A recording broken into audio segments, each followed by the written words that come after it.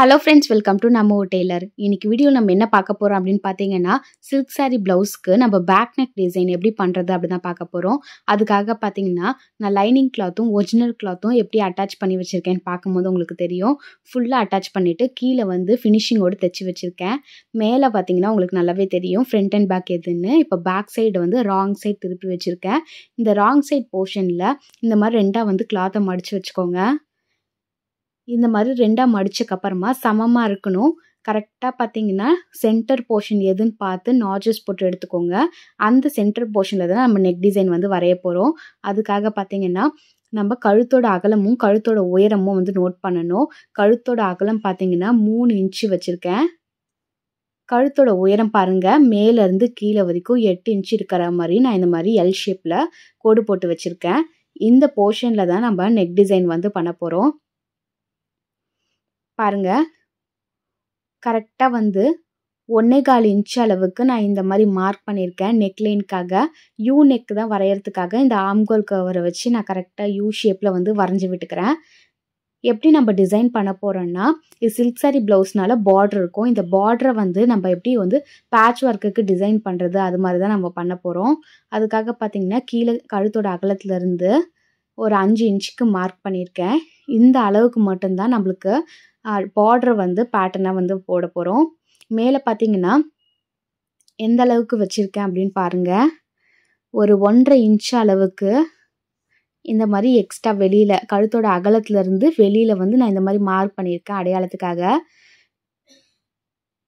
சிம்பிளான ஒரு பேட்டர்ன் தான் நம்ம போட போகிறோம். இந்த மாதிரி ஸ்ட்ரெயிட்டாக வந்து கோடு போட்டு இந்த மாதிரி ஒரு கர்வு, அதுக்கப்புறம் இன்னொரு வளைவு வளைச்சிட்டு கீழே வந்து அப்படியே வந்து பார்த்தீங்கன்னா ஒரு தாமரை பூவோட மேல் பகுதி இதழ் எப்படி இருக்குமோ அந்த மாதிரி லைட்டாக வந்து கர்வ் போட்டு எடுத்திருக்கேன். இப்போ உங்களுக்கு பார்க்கும்போது தெரியும்னு நினைக்கிறேன் எப்படி நான் வரைஞ்சி விட்டுருக்கேன்னு. இந்த வரைஞ்சதுக்கு ஏற்ற மாதிரியே நம்ம வந்து கேன்வாஷ் கிளாத்தில் கட் பண்ணணும். கேன்வாஷ் வந்து ஒரிஜினலாக வந்து பார்த்திங்கன்னா பேக் போர்ஷனோட உயரத்தில் இருந்து அந்த லென்த்து ஃபுல்லாக எடுத்துக்கோங்க. எடுத்துகிட்டு சிங்கிள் பீஸாக கேன்வாஷை போட்டிருக்கேன். இந்த சிங்கிள் பீஸ் கேன்வாஷில் பார்த்திங்கன்னா கழுத்தோட அகலத்தை வந்து நம்ம கரெக்டாக வந்து மார்க் பண்ணிக்கலாம். ஒரு யூ ஷேப்பில் வரைஞ்சி விட்டோம் பார்த்திங்களா, அந்த போர்ஷன் வந்து நம்ம கேன்வாஷில் வந்து நல்லாவே தெரியும். அதை அடையாளப்படுத்தி நான் அப்படியே மார்க் பண்ணுறேன். சிங்கிளாக போடும்போது மட்டும்தான் தெரியும். நீங்கள் டபுளாக போட்டிங்கன்னா அதோட பேக்கில் இருக்கிற டிசைன் வந்து நம்மளுக்கு தெரியாது. சிங்கிளாக இருக்கிறதுனால உங்களுக்கு லைட்டாக தெரியும்னு நினைக்கிறேன். இந்த மாதிரி நம்ம கிளாத்தில் வரைஞ்சிருக்கோம் பார்த்திங்களா, அந்த வளைவுக்கு ஏற்ற மாதிரியே கரெக்டாக கேன்வாஷில் வந்து நான் அப்படியே வரைஞ்சி எடுத்துக்கிறேன். இந்த மாதிரி நம்ம வரைஞ்சி எடுக்கும் போது பார்த்தீங்கன்னா கரெக்டாக வந்து நீங்கள் என்ன டிசைன் போட போகிறீங்களோ அந்த டிசைன் வந்து கேன்வாஷில் ட்ரேஸ் ஆகிடும். இப்போ பார்த்தீங்கன்னா கேன்வாஷை ரெண்டாக ஃபோல்டு பண்ணிக்கோங்க. இந்த ரெண்டாக ஃபோல்டு பண்ண போர்ஷனை கரெக்டாக அந்த டிசைனுக்கு ஏற்ற மாதிரியே நம்ம கட் பண்ணி எடுக்க போகிறோம்.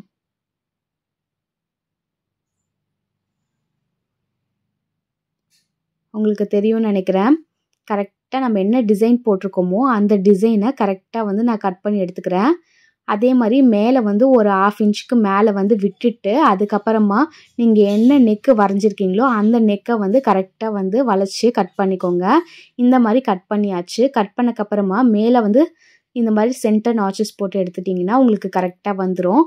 ஓப்பன் பண்ணி பார்க்கும்போது உங்களுக்கு அப்படி தான் இருக்கும். இப்போ பாருங்கள், பார்டரை வந்து நான் எடுத்து டிசைன் பண்ண போகிறேன்னு சொன்னேன். அந்த பார்டரை வந்து ரெண்டாக இருந்ததை சென்டரில் ஜாயின் பண்ணி அட்டாச் பண்ணி வச்சுருக்கேன்.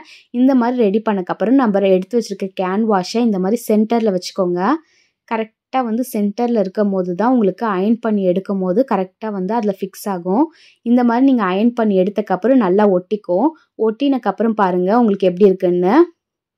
உங்களுக்கு இந்த மாதிரி தான் இருக்கும் ஒட்டினக்கப்புறமா. இப்போ வந்து நம்ம எப்படி ஸ்டிச் பண்ண போகிறோம்னு பார்த்தீங்கன்னா அந்த கேன்வாஷும் அந்த பார்டரும் கரெக்டாக வந்து நல்லா ஒட்டணுன்றதுக்காக நான் ஒரு தையல் போட்டு எடுத்துக்கிறேன். வெளிப்பகுதி அந்த கர்வ்லாம் வரைஞ்சி விட்டுருக்கோம் பார்த்தீங்களா, அந்த வெளிப்பகுதியில் அந்த டிசைனுக்கு ஏற்ற மாதிரியே கேன்வாஷ் மேலே நான் தையல் போடுறேன். இது ஒரு அடையாளத்துக்காக நம்ம இந்த தையல் போடுறோம். இந்த மாதிரி தையல் போட்டக்கப்புறமா கீழே பார்த்தீங்கன்னா வெளிப்பக்கமாக அந்த சின்ன சின்ன கிளாத்லாம் வந்து நம்ம எந்தளவுக்கு மடித்து தைக்கணுமோ அந்தளவுக்கு துணியை மட்டும் விட்டுட்டு பேலன்ஸ் இருக்கிறது எல்லாத்தையும் நம்ம தேவையில்லாத கட் பண்ணி எடுத்துடலாம். ஒரு 1/2 இன்ச் அளவுக்கு கிளாத்தை விட்டுட்டு கட் பண்ணுங்கள். அப்போ தான் நம்ம ஃபினிஷிங் தைக்கிறதுக்கு கரெக்டாக வரும். ஒட்டி கட் பண்ணிட்டிங்கன்னா உங்களுக்கு தைக்கிறதுக்கு ரொம்பவே கஷ்டமாக இருக்கும். இந்த மாதிரி கிளாத் எக்ஸ்ட்ரா விட்டோம்ல அந்த கிளாத்தை வந்து இந்த கேன்வாஷ்குள்ளே மடிச்சுட்டு இந்த மாதிரி ஒரு படிமான தையல் போடணும். இப்போ பாருங்கள் உங்களுக்கு எப்படி தைச்சிட்டு வரேன்னு அப்படி நல்லாவே தெரியும்.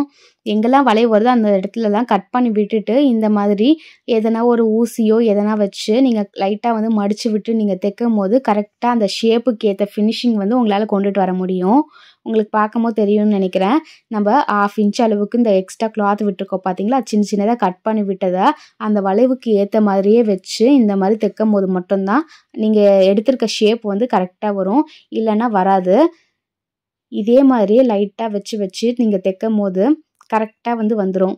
நம்ம வீடியோவை இப்போ தான் ஃபஸ்ட் டைம் பார்க்குறீங்கன்னா மறக்காமல் சப்ஸ்கிரைப் பண்ணுங்கள், பக்கத்தில் இருக்க பெல் ஐக்கானை கிளிக் பண்ணிக்கோங்க. அப்போ தான் நம்ம போடுற வீடியோ உங்களுக்கு நோட்டிஃபிகேஷனில் வரும்.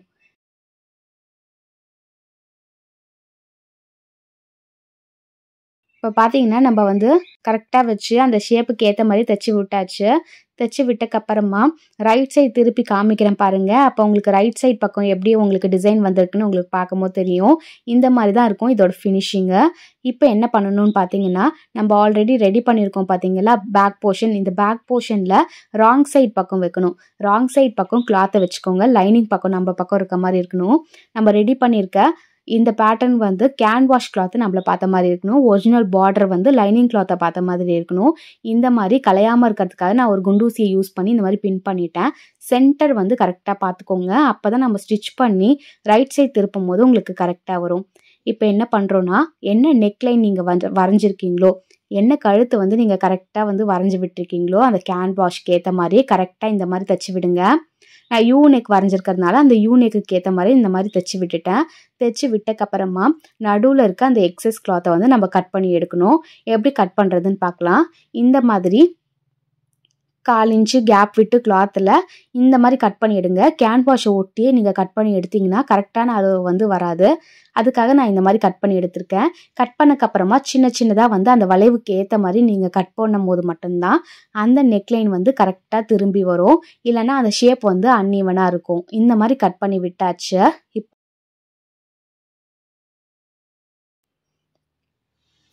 நீங்கள் திருப்புறதுக்கு முன்னாடி இந்த மாதிரி லைட்டாக வந்து நீவி விட்டுட்டு திருப்பினீங்கன்னா கரெக்டாக அந்த நெக் ஷேப் வந்து திரும்பி வரும். உங்களுக்கு திருப்பிட்டு காமிக்கிறேன் பாருங்கள். திருப்பினக்கப்புறம் உங்களுக்கு இந்த மாதிரி தான் இருக்கும். இப்போ அந்த வளைவுக்கு ஏற்ற மாதிரி நம்ம தைச்சி விட்டோம் பார்த்தீங்களா, இப்போ ரைட் சைட் திருப்பினக்கப்புறமா அந்த நெக்லைனுக்கு ஏற்ற மாதிரி நம்ம ஒரு படிமான தையல் வந்து போட்டுட்ருக்கோம்.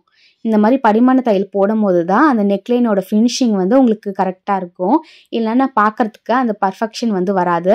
தைச்சி விட்டக்கப்புறமா இப்போ பாருங்கள், சுற்றி பார்டரில் வந்து நம்ம கர்வ் கொடுத்துருக்கோம் பார்த்தீங்களா, அந்த கர்வ் வந்து நம்ம எப்படி டிசைன் பண்ணுறதுன்னு பார்க்கலாம். அதை டிசைன் பண்ணுறதுக்காக பார்த்தீங்கன்னா நம்ம வந்து கடையில் லேஸ்லாம் விற்பாங்க. இந்த மாதிரி லேஸை வந்து நான் யூஸ் பண்ணியிருக்கேன். இந்த சாரீக்கு வந்து கான்ட்ராஸ்டாக இருக்க மாதிரி நான் இந்த லேஸ் வந்து வாங்கியிருக்கேன். இந்த லேஸை வந்து கரெக்டாக வந்து நம்ம அந்த ஷேப் வந்து வெளி பக்கமாக வரைஞ்சிருக்கோம் பார்த்தீங்களா, அந்த அளவுக்கு ஏற்ற மாதிரியே நம்ம கரெக்டாக திருப்பி வச்சு தைக்கணும். அப்போ தான் நீங்கள் வச்சுருக்க டிசைன் வந்து நல்லா தெரியும். உங்களுக்கு பார்க்கும்போது தெரியும்னு நினைக்கிறேன். அந்த லேஸை வந்து கரெக்டாக அந்த வளைவுக்கு ஏற்ற மாதிரியே லைட்டாக மடித்து விட்டுட்டு நான் தைக்கிறேன். இந்த மாதிரி தைக்கும் போது மட்டும்தான் அந்த டிசைன் வந்து கரெக்டாக உங்களுக்கு தெரியும், இல்லைன்னா ஒழுங்காக வராது. இந்த மாதிரி ஃப்ளெக்சிபிளாக இருக்க மாதிரி லேஸ் வாங்கி தைங்க, அப்போ தான் உங்களுக்கு தைக்கிறதுக்கு ஈஸியாக இருக்கும். அந்த வளைவுக்கு ஏற்ற மாதிரி அந்த லேஸை வந்து நம்ம மடித்து தைக்கும் போது இதோட ஃபினிஷிங்கும் கரெக்டாக பர்ஃபெக்ஷனோட வரும். உங்களுக்கு பார்க்கும்போது புரியும்னு நினைக்கிறேன். இது ரொம்பவே சிம்பிளான டிசைன் தான், எல்லாருமே கண்டிப்பாக ட்ரை பண்ணி பாருங்கள். முக்கியமாக பிகினர்ஸாக இருக்கீங்க, நீங்கள் இப்போ தான் ஸ்டிச் பண்ணி பழகுறீங்க, ஒரு பேட்டர்ன் ப்ளவுஸ் போட்டு நம்ம ஸ்டிச் பண்ணணும் அப்படின்னு நினைக்கிறீங்கன்னா இந்த டிசைன் வந்து உங்களுக்கு ரொம்பவே யூஸ்ஃபுல்லாக இருக்கும். கண்டிப்பாக எல்லாருமே ட்ரை பண்ணி பார்க்கலாம். பார்த்தீங்கன்னா கரெக்டாக வந்து நம்ம அவுட்டர் போர்ஷனில் இந்த லேஸை வச்சு ஸ்டிச் பண்ணிட்டோம். இப்போ உங்களுக்கு ஓரளவுக்கு டிசைன் வந்து நம்ம ஸ்டிச் பண்ணியாச்சு. இப்போ நெக்லைனை சுற்றி வந்து நம்ம இந்த லேஸை வந்து அட்டாச் பண்ணணும். இப்போ வந்து ஒரு 1/2 இன்ச்சுக்கு அளவுக்கு இந்த லேஸ் இருக்கிறதுனால நான் இன்னொரு தையலும் வந்து போட்டு எடுத்துக்கிறேன். நம்ம ஒரு தையல் போடுறதோட இந்த மாதிரி 2 தையல் நீங்கள் போட்டு எடுக்கும் போது கரெக்டாக அந்த லேஸ் வந்து தூக்கிக்காமல் இருக்கும். அந்த பர்பிள் கலரில் இருக்கிறது பார்த்தீங்களா, ஃப்ரில் டைப்பில் இருக்குது. இந்த மாதிரி நீங்கள் தைக்கும் போது கரெக்டாக க்ரிப்பாக இருக்கும். இப்போ நெக்லைனை சுற்றி வந்து இந்த மாதிரி ஸ்டிச் பண்ண போகிறோம். நெக்லைன் எந்த மாதிரி இருக்கோ அந்த மாதிரி ஸ்டிச் பண்ணாமல் லைட்டாக வந்து கொஞ்சம் டிஃப்ரெண்ட்டாக வந்து கீழே வந்து பிளெயினாக இருக்கும் நம்ம அந்த மாதிரி தைச்சோன்னா.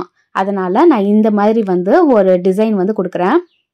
நீங்கள் கரெக்டாக அந்த நெக்கு யூ ஷேப்பில் நீங்கள் ஸ்டிச் பண்ணிங்கன்னா உங்களுக்கு நடுவில் சென்டரில் பார்த்தீங்கன்னா பிளெயினாக இருக்கும். நீங்கள் இந்த மாதிரி ஸ்டிச் பண்ணும் போது வந்து உங்களுக்கு கொஞ்சம் பார்க்கறதுக்கு டிஃப்ரெண்ட்டாக இருக்கும். அதுக்காக நான் இந்த மாதிரி வந்து டிசைன் பண்ணுறேன்.